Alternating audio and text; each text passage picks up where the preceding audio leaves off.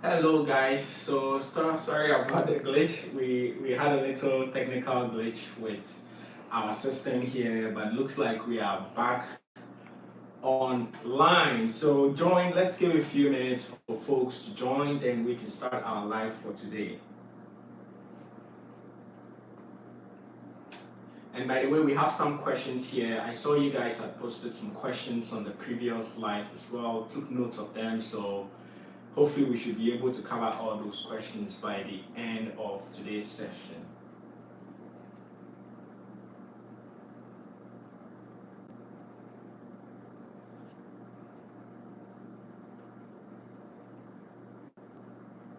So we give it about 5 minutes for people to join, then we start.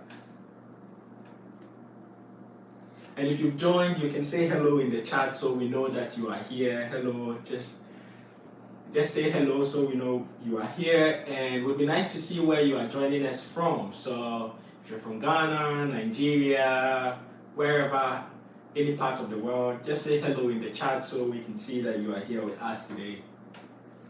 And by the way, I have my device here so I can go through the questions that some of you guys sent. So don't be too bothered if you see me looking down. I'm just reading questions from the chat and also the offline questions that were sent through.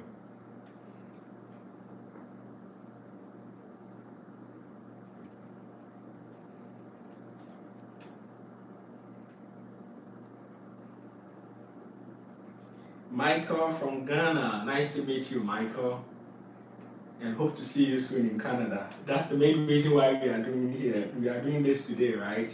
We want to help you guys, give you all the necessary info so that you can join us here in Canada. So it's nice to have you. Anyone else here, just say hello in the chat so we see you are here and tell us where you are from.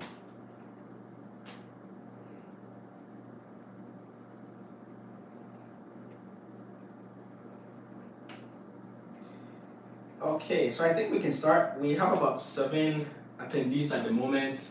Hopefully we would have more folks joining. But again, as I said, I have some questions here offline, and you can ask questions on the fly as well. So if you have any questions, just post them in the chat and I will answer them. This is a live Q&A session about study in Canada. Myself, I'm currently in Canada. I came to study. I'm done studying. I'm currently working. So if you guys have any questions, then this will be the opportunity for you to ask them, and then I will answer them. So let's get into it. The first question I have here from an anonymous person, they are asking, where do I start if I want to study in Canada? So assuming you are in Ghana, you are in Nigeria, you are in Kenya, wherever in the world, and you have plans of moving to Canada, you don't know where to start from, you want to study. So first of all, if you've decided to study, usually what I would ask is that do you even have a passport? Because that's the first thing you need to have before you even start your school application, right? So you need to have your passport. That's when you start. So if you don't have your passport, please go get your passport done. Once you have your passport sorted out, then you start thinking about which school do I want to go to, or which province. First of all, which province do I want to go to? Because there are about 10 provinces here in Canada, if I'm not mistaken. So you may want to start thinking about which of the provinces do I want to go to? Do I want to go to Ontario? Do I want to go to British Columbia? Do I want to go to Alberta, Ottawa, wherever. So once you decide that, and again, your decision factor will be based on, how much you are willing to spend, because some of the provinces are more expensive than the others, right? So assuming that you've done your research and you've realized that, oh, New Brunswick is cheap. New Brunswick is one of the provinces, and that's where we are. You've realized that New Brunswick is cheap, so I want to go to New Brunswick. Then you start looking at schools in New Brunswick. So that's where you start. And today we are fortunate that Google is available with tons of information that we can browse through. So you can just go there, look out for schools in New Brunswick.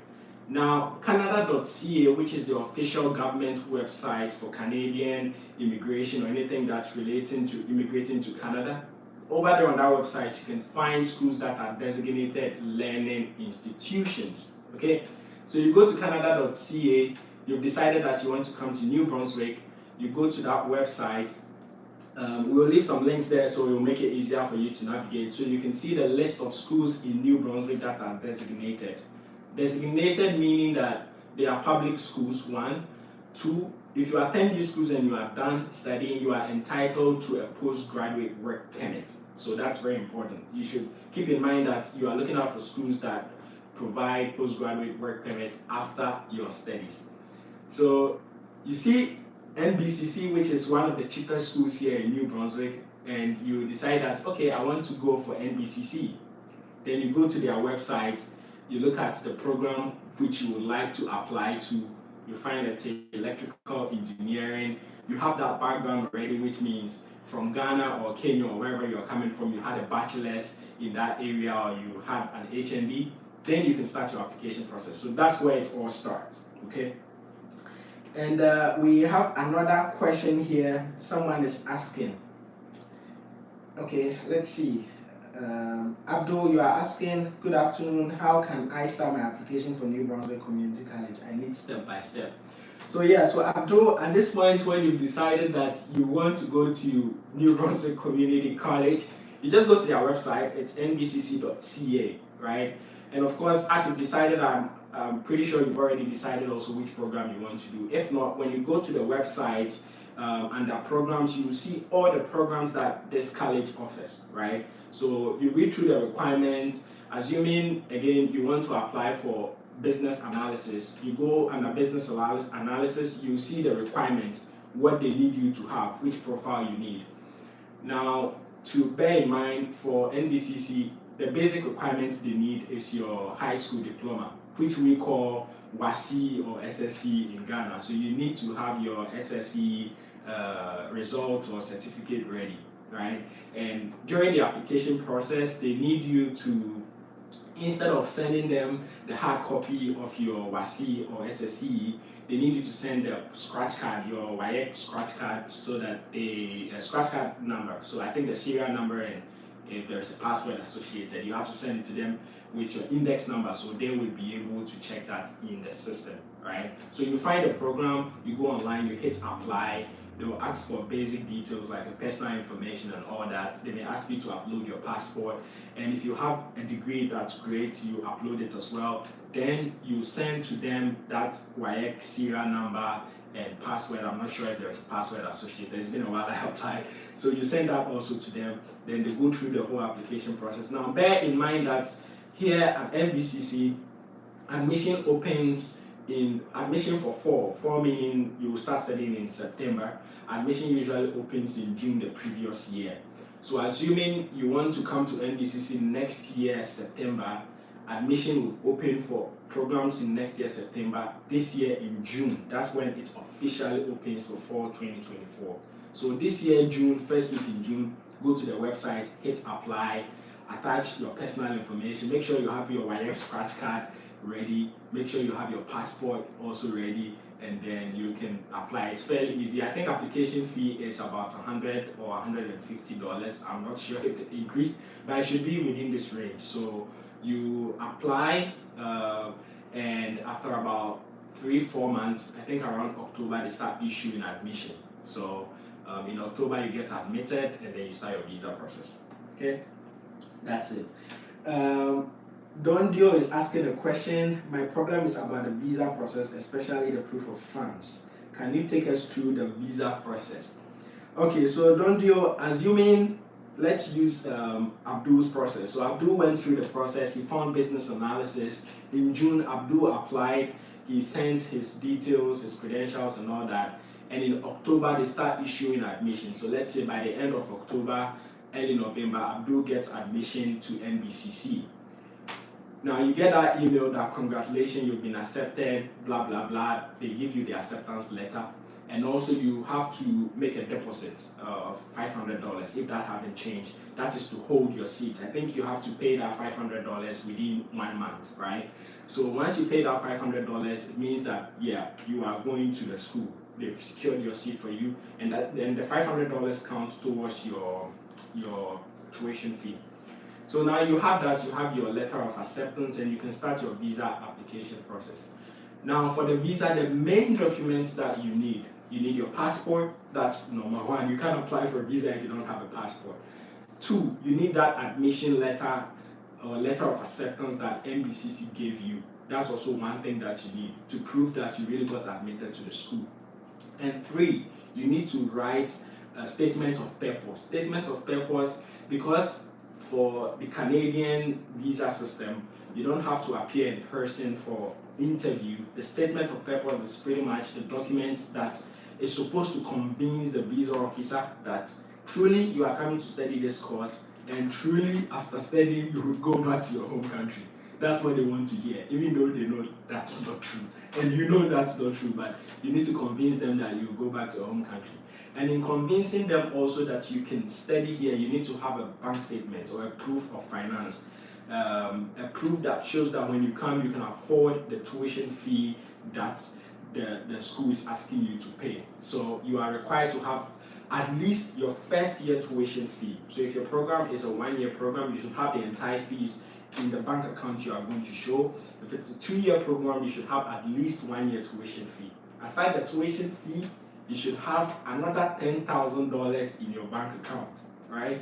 So assuming the tuition is $12,000, you should have another $10,000, making $22,000 at least.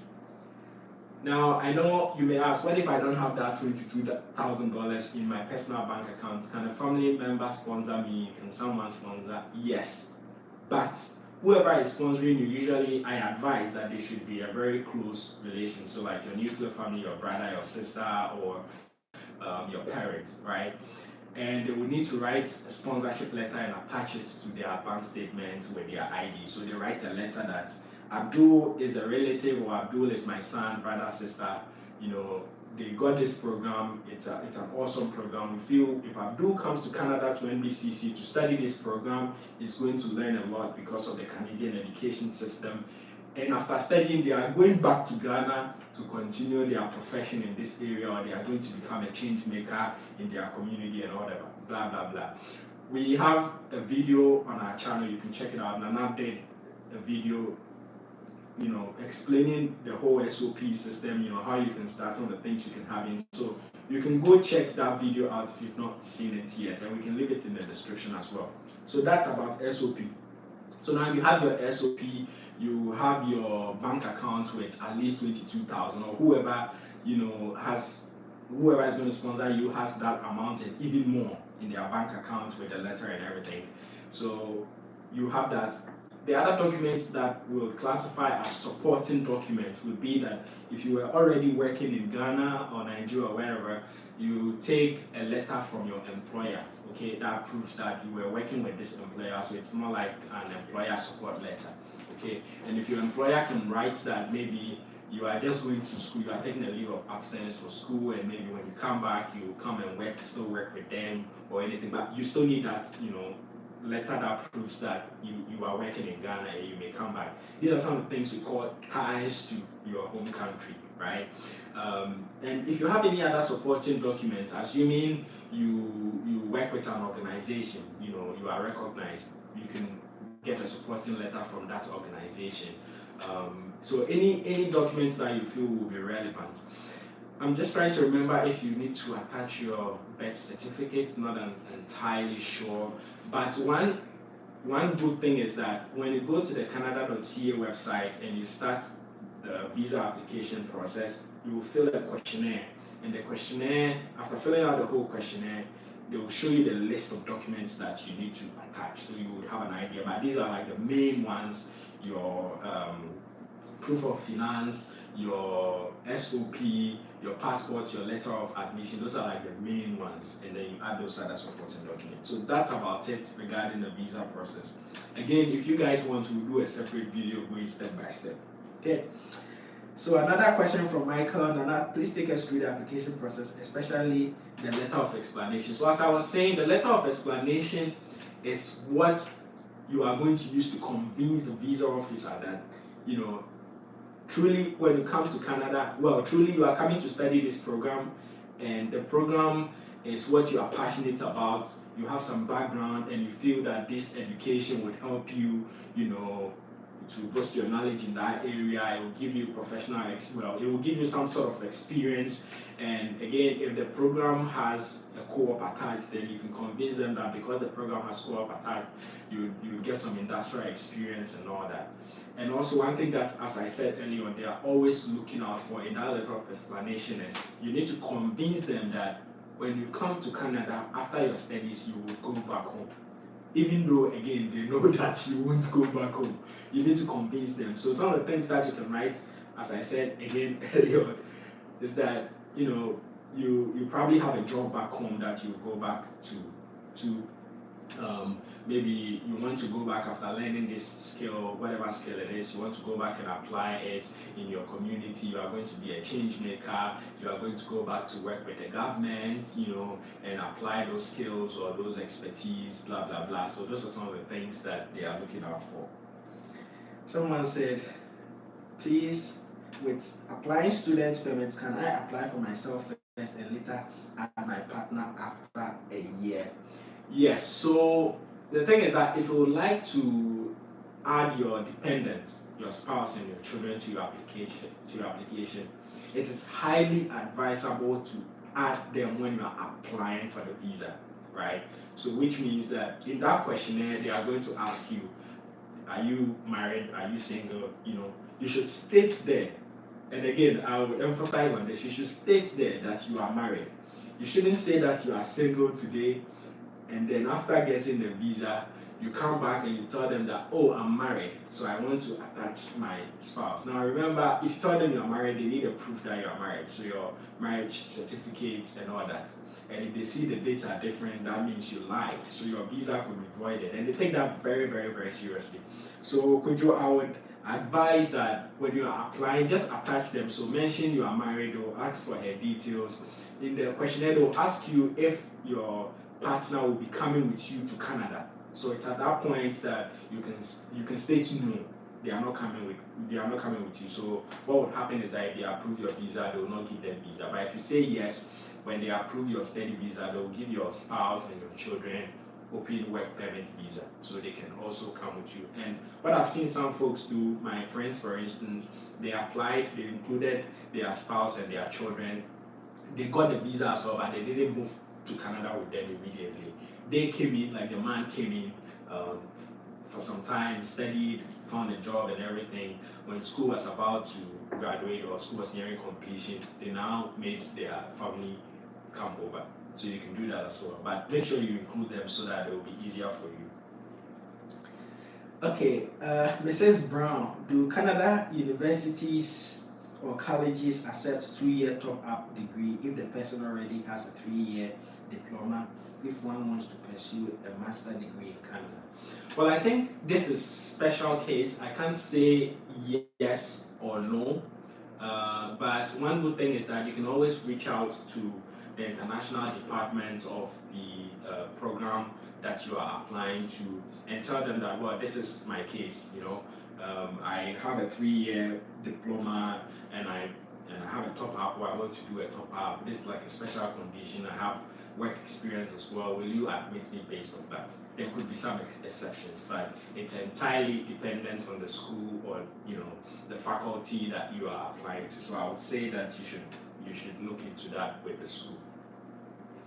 Why easy? Please, what are the specific documents that must be submitted for the study permit?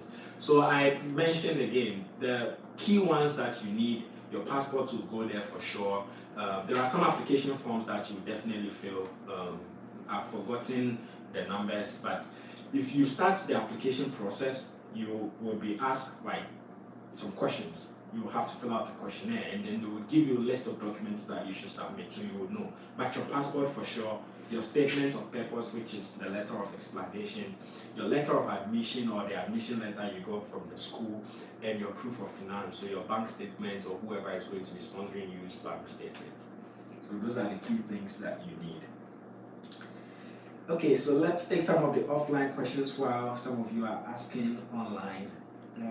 Someone here is saying, how is the job market in New Brunswick?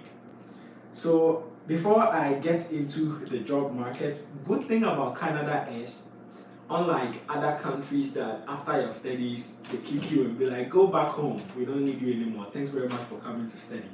In Canada, after your studies, you are granted a postgraduate work permit, right? So which means if you came to study for 1 year, if you did a 1 year program, assuming at NBCC, you'll be entitled to a 1 year postgraduate work permit. If you did a 2 year or more program, you'll be entitled to a 3 year postgraduate work permit. Now, postgraduate work permit entitles you or gives you the authorization to work for any employer within Canada after studies. So the job market, coming back to your question, the job market in New Brunswick, I mean, I think it's just like everywhere. Now the market is becoming very, very competitive, so which means that to get that dream job, you need to be exceptional. You need to also, be strategic about how you apply for your jobs. Personally, I would strongly advise that about 3 months before graduation, you start applying for jobs, right? You start applying, you start attending job fairs. Usually, in the course of the year, there are several job fairs, either virtual or in person. So try and attend them. When you go for these job fairs, you meet employers, HRs, you can share your resume with them, and all that. And also make sure you have a good resume, which is very important. So the connection is very, very, very, very, very, very, very important. Attend these events on LinkedIn, try to connect with HR folks, try to connect with managers. Actually, that was something I did a lot. I go on LinkedIn, I try to find, managers or HR folks in the company I'm targeting, and then I'll DM them. I'll be like, hello, I saw this role, I saw you have this role open, blah, blah, blah. I feel I'm a good candidate. This is my background, blah, blah, blah. Do you have a few minutes to talk more? So if you have a nice introductory message and they are convinced that, well, we think this guy is a good guy, then they can give you that interview opportunity. So you have to be strategic about it. The jobs, well, they are there, but finding it can be quite difficult and can be quite daunting for an international student. But if you are strategic about it, you will end up finding something for sure. All right, we have another question from the management desk. How many hours can your dependent work if you are on a student visa in Canada? Very good question. So your dependent can work unlimited. So they have an open work permit, so they are not limited to any number of working hours. Unlike you in the past, when I was a student, we had a limitation on our working hours. We could only work for 20 hours a week as a student. But your dependents, they can work 40, 60, however, it doesn't matter. Recently, they changed that rule that international students can work up to 40 hours or I think and more. So now, I'm not sure how long this is going to stay in place. I think it's until the end of next year, I'm not entirely sure. But hopefully, if this will still be in place by the time you guys are coming, you can work full time as an international student. And that doesn't mean that you shouldn't go to school, because you are still required to go to school and make your grades while you are managing with your work. Question from Kojo. So when I add them and say we will not come to Canada with them immediately, is that possible, so I can apply for working visa for them later? Yes. So when you add your spouse and your kids to your application and they get approved, you can decide to come. Okay, you can come to Canada, come and study. When your study is about ending or when you are nearing completion, you just fly them over and then they'll come and join you. That's absolutely possible. They don't necessarily need to come to you on day one when you are coming. And again, I understand, because moving into a new environment, you want to come as the man to look around, see how the whole environment is, find a place for them, and also that's acceptable.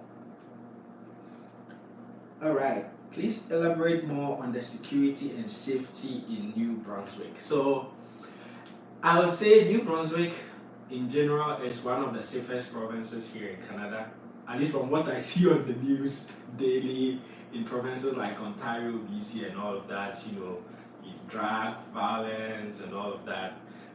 And again, not to say that you will not find any form of crime here. In every country, no matter how peaceful, in every city, region, no matter how peaceful it is, you will still find, some individuals who go against the law. But in general, New Brunswick is very safe. Ourselves, since we moved here, it's been almost 2 years. We've not had any encounter with anyone. We've not been attacked. We've heard stories of people being attacked, but once in a while, right? So again, it's not like 100% safe, but it's way better than other provinces. Okay, let's take some offline questions. Yeah, someone asked, can I work while studying? Yes, you can work while studying. And as of now, you can work up to 40 hours while studying.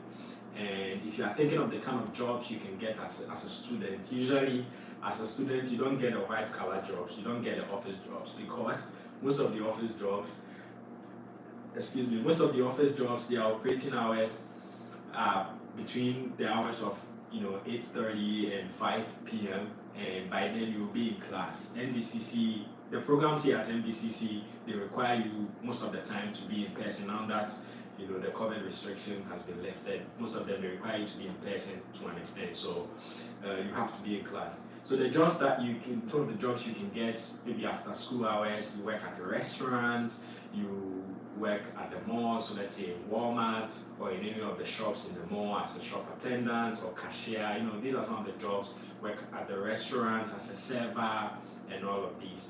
And for these jobs, at least you'll be getting minimum wage. If you are fortunate enough, you'll get a little above minimum wage. And if you are wondering if this money can sustain you and pay your fees, that's a story for another day. But most of the time, it's hard to pay your fees and live on the amount you earn as a student, especially if you have that limitation of 20 hours.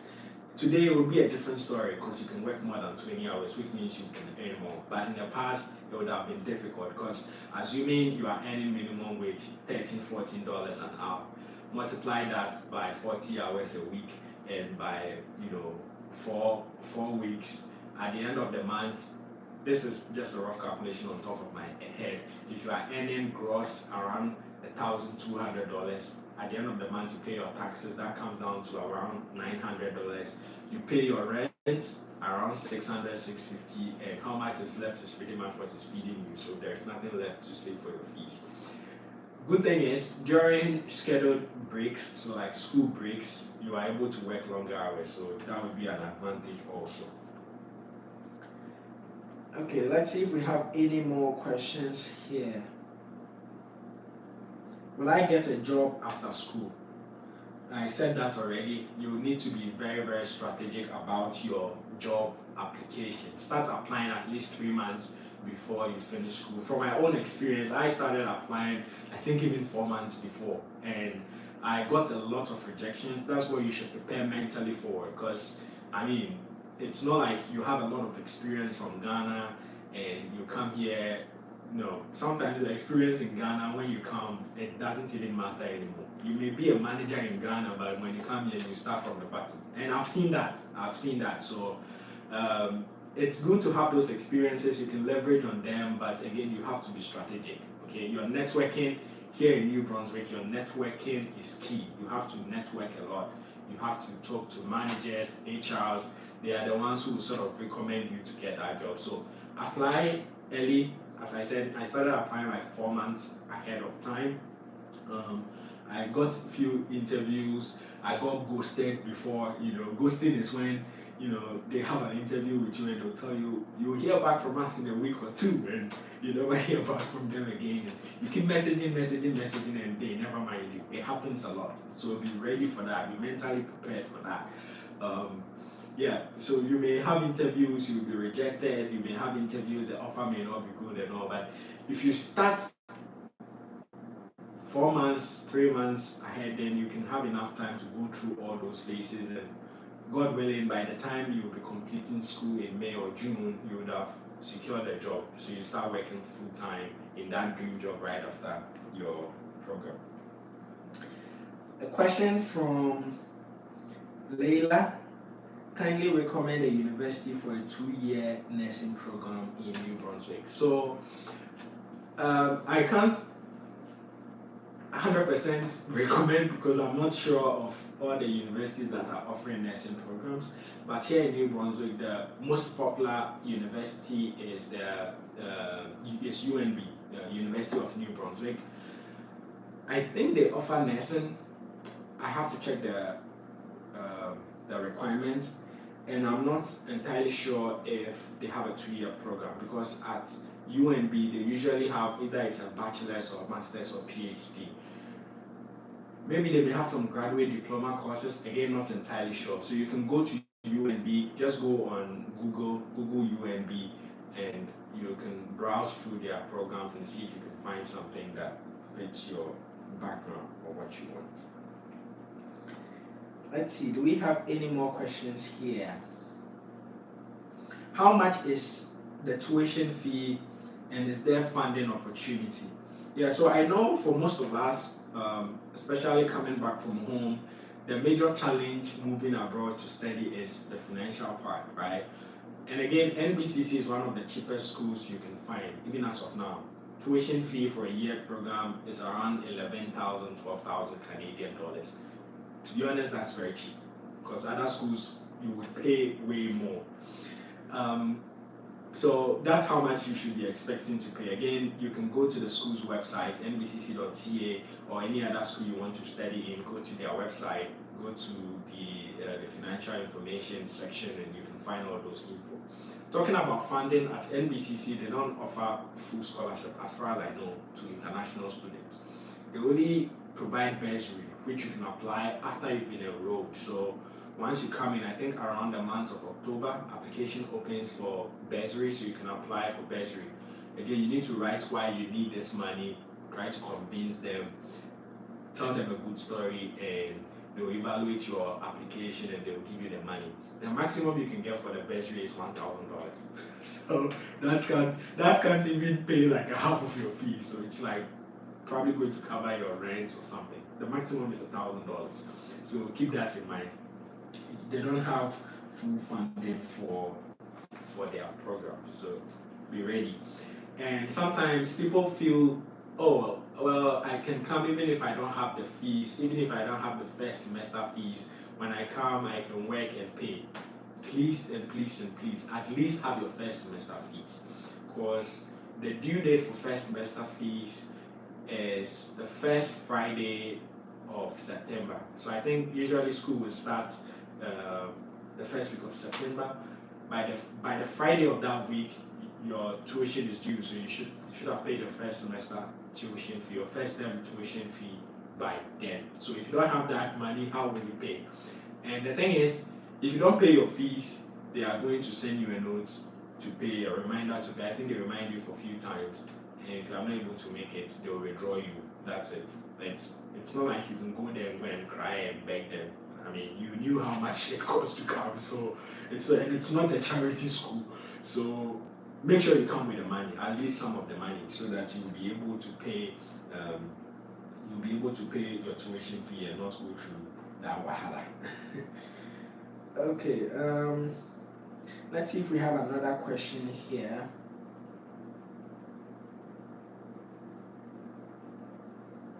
Someone said their question is on the letter of explanation, what it entails, statement of purpose, proof of funds. I think I already spoke about that. The letter of explanation, or the statement of purpose, is basically that letter that you are writing to convince the visa officer that you are coming to Canada to study this program that you are very passionate about, and after studying, these are the benefits that the program is going to offer you, and also convincing them that after studying you will go back to your home country, which is not true. And they know it's not true, and you know it's not true, but I mean, that's what it is. And some of you also may be wondering that after school, I get my postgraduate work permit. I realize that Canada is good for me. Again, not everyone may like Canada at the end of the day. Canada is not entirely what you see on YouTube. It's not entirely what you see in videos. The skyscrapers you see, people telling you, oh, you come to Canada, you become rich, good paying jobs, and all those fancy BS. It's not not all of them are entirely true, right? So after studying, you realize that, well, this is not for me. This isn't what I expected. I think I can't take it more. I would have been better off back in my home country, so I'm going home. That's fine. You can go. But on the other hand, you realize that, well, I think I like it here. It's manageable. I want to raise a family here. I want to make here my home. Then at that point, after your postgraduate work permit, or even once you apply for your postgraduate work permit and you get it, the next thing you should start thinking about is your permanent residency. Just to throw this out there, one of the reasons why people choose to come to New Brunswick and NBCC or UNB in particular is because in New Brunswick they have one of their immigration programs where international students can apply for permanent residency, like submit their application for permanent residency even before they graduate, right? So it is called the NBPNP Express Entry Stream for international students. 3 months before your graduation, if you have all your documents for PR ready, you can submit your application. All your documents meaning that, one, you should have your credential evaluation, which means your previous study in Ghana. You should evaluate that document with WES or CES or any of those agencies. You should have your English test score, so either IELTS or CELPIP. You should have all those things ready before you even apply. But basically, what it's all about is that 3 months before you can apply for your permanent residency, and by the time you are done with school, I know one friend of mine applied. He was fortunate, he got through and he got his permanent residency, permanent resident approval in about 6 months. So he's currently a permanent resident, which is good for him. I wasn't fortunate, or we weren't fortunate, because we didn't do our credential evaluation, and mine got delayed. Ghana and the whole back and forth thing. So mine got delayed. The program closed, so I couldn't apply for my permanent, well, we couldn't apply for our permanent residence using the student stream. We had to go through another stream. And again, there are several of those streams, so you shouldn't worry so much. If you miss one, you can explore the other. There are like several other options that you can follow. Okay, someone is asking, how is the standard of living in Canada?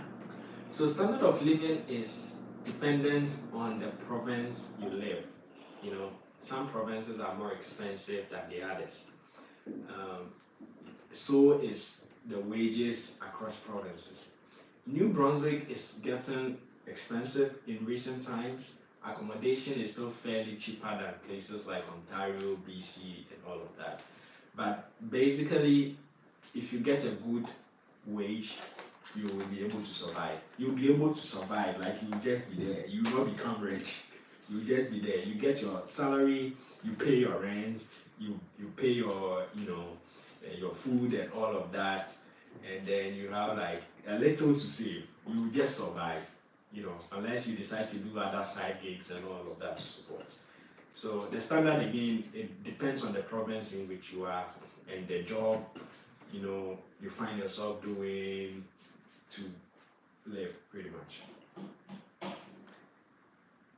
Okay, Michael, with regards to the application completion, can an applicant fill the form or file the form with their children's details and take the not accompanying portion and later put in their visa application? Yes, you can do that. So you can do that. So you just have to mention that yes, you are married, yes, you have kids. You put their details. When it gets to the part where they will ask you, will they be accompanying you? You can tick no, and then later you can apply for them. That's absolutely acceptable. She's blessed is asking, is there an average salary range for us to have in mind when applying for jobs? So again, depends on which job you are applying for. You should. When you go on Glassdoor, usually that's where I start from. When I want to apply for a role in a specific company, I go to Glassdoor. If you are fortunate enough, you can have some information there. Some past employees may have stated how much they earn or how much their starting salary was. So you can start from Glassdoor. For most of the IT jobs, if it's a customer support job, you don't expect to earn that much. Probably you'll be starting around, if it's a full-time job, you'll be starting around $40,000, which is not so much. But if it's like, let's say a good IT role, like if it's a good IT intermediate role, then you could be looking at around 50,000 to start with. And this amount I'm mentioning, I'm sure some of you are wondering, whoa, $50,000 a month. No, it's not a month, that's per year. So let's say $50,000 per year gross. So after they'll take out taxes and all those petty deductions, and your take home will be something else. But that's where you can start. You can start from Glassdoor to find out how much people are taking. Please, how long should one have 20,000 or 25,000 Canadian dollars in their account before applying for the study permit? I know for UK it's a lot. So for the Canadian visa, as far as I remember, because it's been a while I applied, but you should have at least, I think at least 4 months. 4 months, yeah, your statement should reflect 4 months, like the statement should be 4 months, pretty much. So let's say if you are applying in January, assuming you're applying in January, your statement should be from December, November, October, yeah, so like from October until now, or even more. So at least 4 months. That's how long you should have that money. Or even if you don't have all the money in there, then at least there should be, the account should be active, right? It should show that, oh yeah, this amount came in and left out, this came, this left, and all that. Please, is IELTS exams compulsory for those whose first language of study is English when applying for BCC? No. MBCC in Ghana, I mean, we've been using English since, so they can waive, you can get a waiver based on that. So for us, when we were applying, we didn't have to submit any language score. In the case I don't know if things have changed now, but I know that back then also, for those who didn't have English as their first language, they could submit Duolingo language test. Not sure again if that's still a thing, but for folks from Ghana, because we did our schooling in English, and also when your WASI took English, that's enough. You don't need IELTS, but you would need IELTS when you are applying for a permanent residence. So bear that in mind. You don't need it to apply for the school, but if it's time to apply for the permanent residency, you need either IELTS or CELPIP.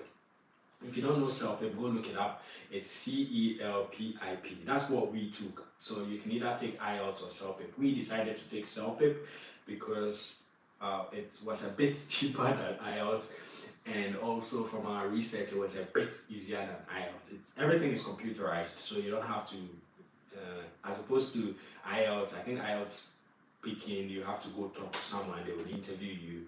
For CELPIP, you don't need any of that. Everything will be computerized. So speaking, listening, reading, and writing will be computerized. So we decided to do that instead. From Michael, kindly give us a view of St. Andrews campus in town. Unfortunately, we've not been to St. Andrews yet. Hopefully we should. We should sometime this year. So watch out for that. We would try and visit St. Andrews, and we'll take some videos. I think there is one Ghanaian guy who is currently there. Again, I'm not entirely sure, but from the videos I have seen, it's not a bigger city as compared to St. John, Fredericton, or Moncton. So you should imagine it as a place that's very laid back, calm, not a lot happening. New Brunswick in itself is a laid back province. So even in Freddie, St. John, the bigger cities, Moncton, a lot of things are not happening like you would see in places like Toronto or Ottawa and Calgary and those places, right? Here it's like super laid back. By 8 p.m., everyone is going to bed. 9 p.m., shops are closed, restaurants are even closed at 8 p.m. or 9 p.m. So that's it. No nightlife. In St. John, I think we even have just one club, which I don't even know if to call it a club. Yeah. From Gabby, I think we have about 20 minutes more to go, so keep your questions coming. From Gabby, please, is it necessary to have some personal money in your bank account, even if you have a sponsor who has enough money in his account? Yes, yes. I would strongly advise, even if you have a sponsor and your bank account, you have some money, attach your bank account. Attach your bank account, because that would also show that you are not entirely depending on someone to fund your studies. You also have a little money that you can use to support yourself. So you should definitely, it's advisable that if you have some funds in your personal bank account, attach it to your application. Okay, that's super helpful. And also to mention that if someone is sponsoring you, as I said, the requirement is that if assuming you were self-sponsored and you have that money in your bank account, then you should have at least the first year tuition fee plus $10,000. So assuming your fees is 12,000 plus 10,000, that'll make it 22,000 at least in your bank account. If someone is sponsoring you, they should have way more than this. If I were a visa officer and let's say your dad is sponsoring you and you present an account with exactly, your father presents an account with exactly 22,000. I'll be like, and you don't add your own personal, bank account. I'll be like, are you sure your father can sponsor you? Because the money your dad has is everything you use for school, and you cannot tell the visa officer that your dad will clear his entire bank account, leave the family, and give you all that money to come to school. No, they won't. That won't fly. That won't fly. So they should have way more than that. So if a sponsor is sponsoring you, they should have way more than that. So that at least if they take out that money, they still have something to survive. Even though in reality they are not going to give you that money. You and I know. So yeah. Yeah, Could just said he got letter of acceptance from St. Andrews, Lincoln. Yeah, so if you get your letter of acceptance, or you're in the visa process and you someone created a group on WhatsApp for the Ghanaians, so you can join there. We'll try as much to answer some of your questions, and we'll be very, very, very happy to meet you when you arrive in New Brunswick. If you are, I won't say fortunate, but if you happen to be landing in St. John where we are, then we can probably offer to pick you up from the airport. That's again if we have the time, and when it comes to accommodation issues and all that, we can talk about that later. But yeah, we are based in St. John, so we can provide such services in St. John. Okay, let's see if we have any more offline questions here. Someone is saying, how soon can I apply? So if you want to apply to NBCC, if you are looking at coming in the fall of the following year, the soonest you can apply is in June. So application for fall programs are opened in June, the first week of June. For us, like I had a reminder for myself. I think I applied the same day admission opened or a day after admission opened. So I made sure I had all the documents, the required documents and everything ready. Immediately it opened, I applied. Because one thing you should know is that NBCC is becoming hot cake because, as I said, it's one of the cheapest schools you can find, even in the whole country, right? So people are applying like crazy, and they don't have unlimited seats. So it's it's advisable that you apply the same day or two admission opens. It opens in June, so keep that in mind. If you are looking at coming next year, 2024, September, then in June you should go in and apply. I think for the winter programs, I'm not entirely sure when they open though. But yeah, I only know for the fall program. So you should keep that in mind, and you should submit your application ahead of time. And also, the earlier you submit, the better it is for you. Because if you submit it around early June, then once they start issuing LOA, letter of acceptance, around the end of October, you would get it early, and you would have enough time to apply for your visa. Because I know for folks in Ghana, it takes a long time. The visa processing days can be very long. It can take like 5 months, 6 months. I've seen people who have to wait for so long to get their visa. And also, one advantage of applying early is that we don't hope for this to happen, but in case it happens that you are denied, then you have enough time to reapply. I've heard of stories where people were denied the first attempt for whatever reason. Maybe their bank statement didn't have enough funds, or they didn't convince the visa officer enough that they would return to their home countries and all that. They got denied and they applied again and they got it. So that's one advantage of applying ahead of time. So if they deny you, you will still be able to apply again before school starts. Okay. Yeah, and again, the processing the processing days, that's absolutely dependent on IRCC. If you're applying from Ghana, it takes way longer. And I know from Ghana you need to do medicals and all. We didn't have to go through that because we didn't move here from Ghana. So we were living somewhere else before we came, so we didn't have to go through the same process and attach medicals and police reports and all that. We didn't have to. And ours too short. I think we got our visa within a week or two of applying our study visa. So yeah. Okay, still waiting for your questions here. What is the best city in New Brunswick to move to as an international student? As an international, especially family friendly. Well, if you would ask me, I think my favorite, my favorite, and again that's based on my own opinion, is Fredericton because one, it's the capital, it's uh, more modern, but St. John is equally nice. I've lived in Fredericton and we're currently living in St. John. St. John is equally nice, peaceful, calm. So it's also a nice place to raise your family. Um, Super laid back, so you don't find a lot of violence today. Someone has killed someone on this street. From time to time, you hear that people are missing, but I've not heard of any black person getting missing. So yeah, that's also there. You just have to be careful and you'll be good. So best city, I don't know if there's anything like best city, but if I would pick, it would be Fredericton. That's the capital, and that would also mean that you need to have more money because Fredericton is more expensive in terms of accommodation. So you will pay more when it comes to renting or even buying a home in Fredericton than in St. John. I'm not sure about Moncton. I heard Moncton is also nice. Moncton is more of a bilingual city, so you would have French speakers, and I think for some of the shops, if not most, you'll be welcomed in French rather rather than English. Will be welcomed in French, but they also speak English. And people like to go there because I heard it's multicultural. So yeah, you may choose to go there as well. All right, we have about 10 minutes. Do we have any more live questions? This is your opportunity to ask all the questions you have about studying in Canada. You can ask my own experience. I can share my own experience also if you want me to, if it comes to like job or the process. So like just ask and I'll share based on my own experience. Do we have any offline questions here? Someone is asking hints on the specific documents they must submit for study permit. I mentioned that already.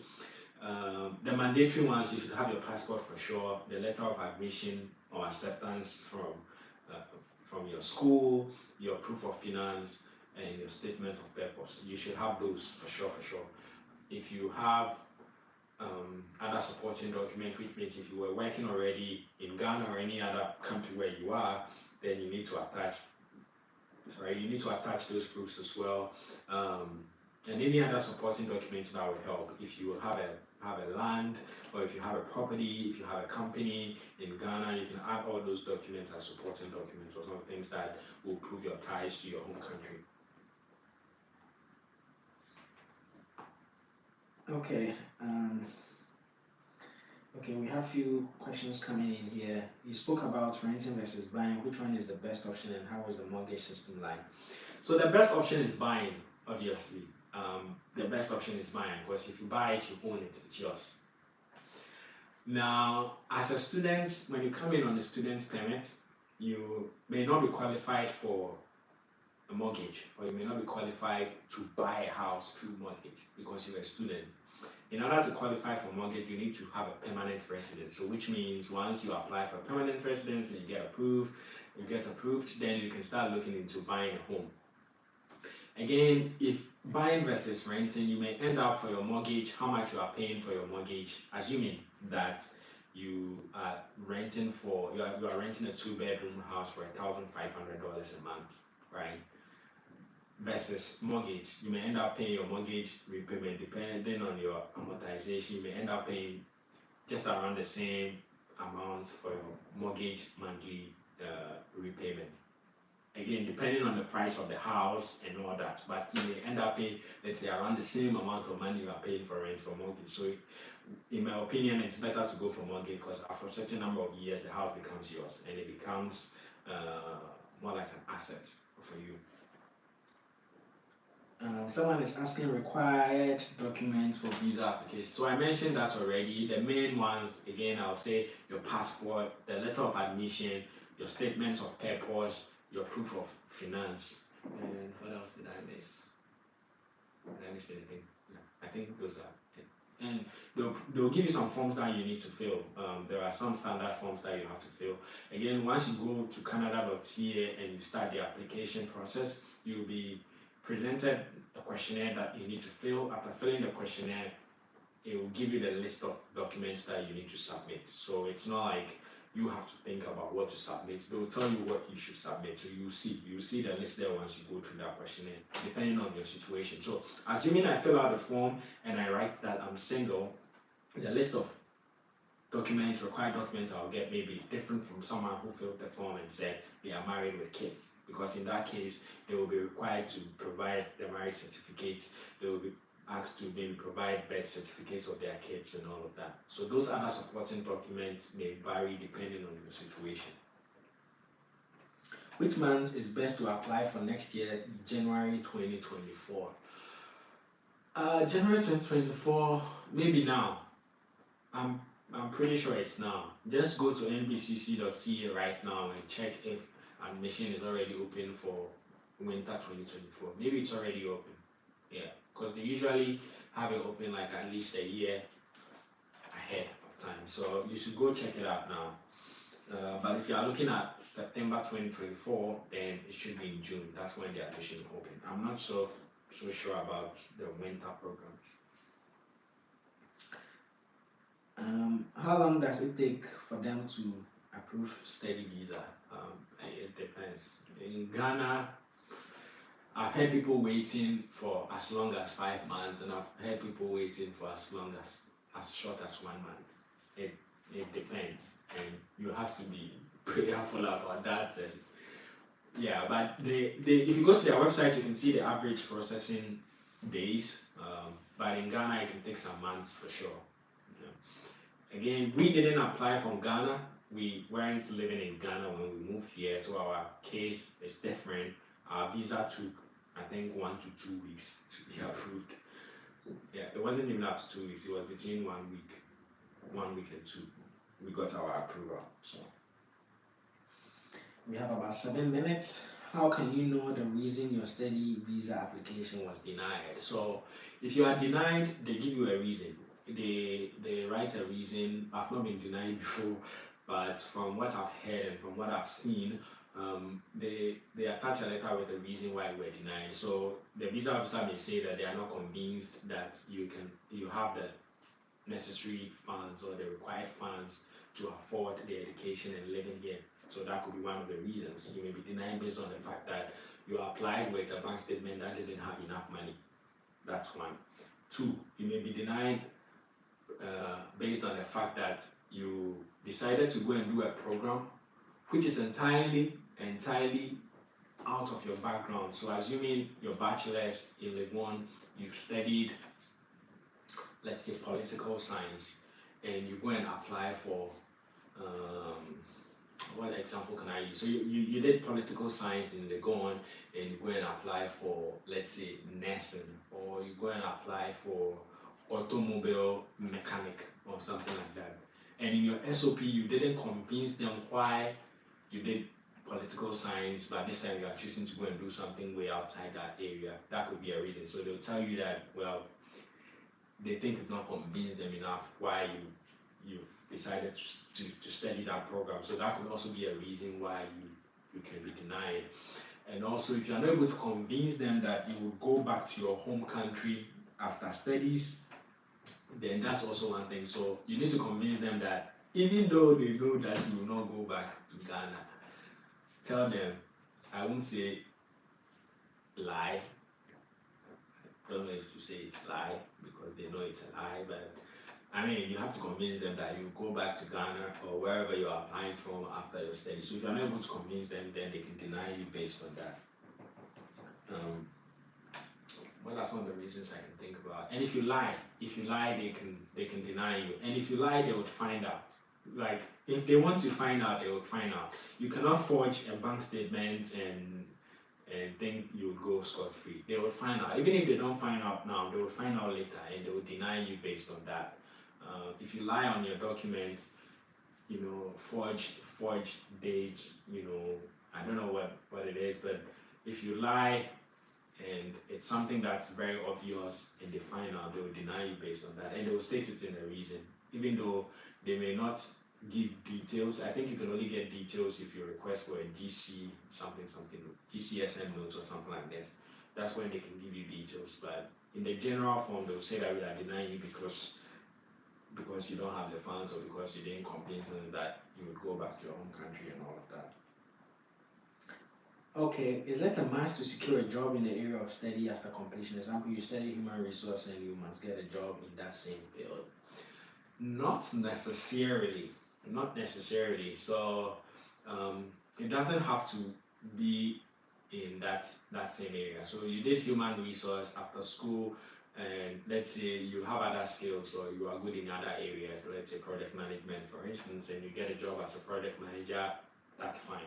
The only thing is that when it's time to apply for your permanent resident, you have to state your knock. Um, you have to state your knock. Your knock is like, I've forgotten what it stands for, but it's like your area or your background area. You have to state that. So if you've decided that in the future you'll still be in that new area you've discovered, you need to state that on the form. Okay. But it doesn't matter. You can do human resource, you can do whatever and get a job in some other areas. That shouldn't be a problem. In my case, I studied cybersecurity, but my current job is not in cybersecurity, even though it's still in IT, but I'm doing something else. So it doesn't matter. So I think we can take one more question before we wrap up for today. I think it would be good to take a live question. So if anyone Has any live question here, you can you can throw it in there. And if you would like us to do any particular video, you can post it. And if you've not subscribed to our channel yet, please do so. Go subscribe. We've been posting videos from time to time. You can go check out some of our old videos as well. Very useful videos. We did a video about how to write your SOP, how to write a good SOP. We did a video about how to find a designated learning institution in Canada to apply for. I did a video about the documents you need to show at the airport once you get your visa and you are entering the country. Because mind you, getting the visa is one thing. The visa is just permitting you to enter. That visa, the stamp in your passport, is just permitting you to enter the country to the port of entry, the airport. That's just it. When you get to the airport, that's when they issue your study permit. So what you have is like an entry visa, and you could get to the entry port, the port of entry, and you can be denied. So you will go back home. If you don't have the right document to show to them. So I did a video about some documents that you need handy to show to the immigration guys at the port of entry. So go check that out. Did a video about cybersecurity. So for those of you looking into that program, you can go check it out. Soon, Nana will try to do a video about business analysis as well. That's what she studied, so you can get some insights on that. So more videos to come. If you've not subscribed, go subscribe. um, academics, is it same for application? The SOP for academics, is it same for visa application? No, these are two different things. And for NBCC, you don't need SOP, do you? I'm not entirely sure. I don't think you need SOP for NBCC when you are applying to a program at NBCC, but you need SOP for visa. But again, other schools may require you to have an SOP. I know for master programs they need you to write an SOP, and that's different. The academic SOP is basically telling them why you choose the course, your background, how it aligns, how the course aligns to your background, and how the course will benefit you and all that. That's for the academics. But for the visa SOP, you are writing more than that. So aside the benefits of the program, you are writing how you apply that, how you would go back home and apply this, and also why you chose the city or the country or the province in general. Okay, so we'll take this last question from Kwijo. Please, I have daughters who are American. Will it give me an advantage in dependence or have to add more money in my proof of funds? Well, it doesn't matter. If they are Americans, it's still the same requirements. You will still need to show proof of funds that if you are going to bring them with you, you need to show proof of funds that you can take care of them when they come. Obviously, you need to state that they are Americans, but that doesn't influence or reduce the amount of money that you need to show.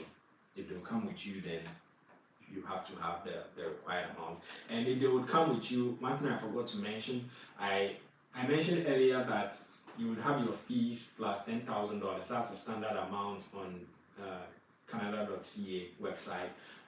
That amount is for one person. So if you are going to come with your wife and your children at the same time, then you should have more than that. I think if you are coming with your wife, then it should be around 14, 15,000 if I'm not mistaken. But if you come with your kids, which means you should have more. So you should be looking at 20,000 plus as the cost of living money plus the tuition fee that you would be coming with. So how can I subscribe? Yeah, just on YouTube, just click on Kwame and Nana. You'll see subscribe there. Just click on the subscribe button and also the notification bell so that anytime when we post a new video, you'll get a notification. And you can reach us if you go to our YouTube, Kwame and Nana, you'll see our Instagram handle there as well. Please follow us on Instagram. And if you have any questions, you can DM us on Instagram. We will respond there. If you need any special assistance with your SOP, we provide that service as well. So we can look into that aspect. If you need a one-on-one consultation, we can do that as well. And God willing, when you get your visa and you are coming down to St. John or any of the other cities, if we can help with any pre-arrival services or even arrival services, pick up at the airports, accommodation arrangements, advice and all that, we can talk about that. So just DM us on Instagram and we can talk more about that.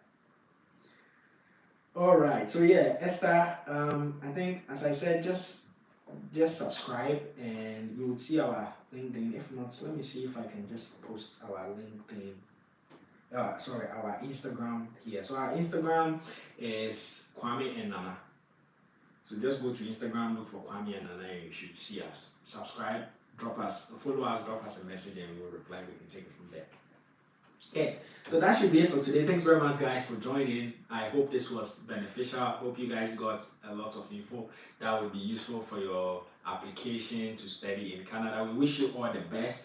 Follow us. If you have any questions, again, don't hesitate to DM us. Watch our videos. You can ask questions under the videos and we would respond to them as well. So thank you very much. Enjoy the rest of the weekend and catch you in our next live. We wish you all the best. Goodbye.